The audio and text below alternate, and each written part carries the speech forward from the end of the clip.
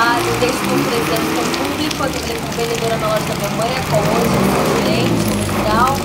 Ou seja, faz um belo tempo que eu trabalho com o público, eu falo bastante, sou simpática, feliz, alegre.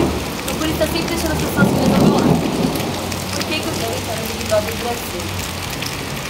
Primeiro que todo mundo busca fama, sucesso profissional, eu tô buscando a mesma coisa que todo mundo.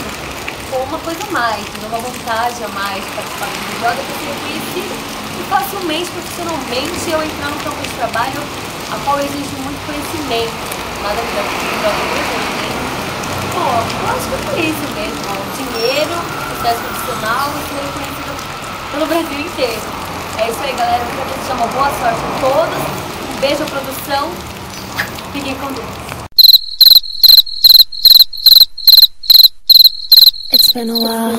Olá, galera. Prazer. Eu sou a Paula Oliveira. I know I shouldn't have kept you waiting, Daqui a uma semana, but I'm here now. Olá, galera. Prazer. Meu nome é Paula Oliveira. Eu tenho 17 anos. Dentro de algumas semanas, eu I completo know it's 18 anos. been a while, but I'm Olá, glad galera. that you Prazer. came. Meu nome é I've Paula been Oliveira. Com a minha thinking cidade about de how you moda. said you Eu made me feliz. from my body's spinning like a Olá, galera. hurricane. Prazer. It feels like you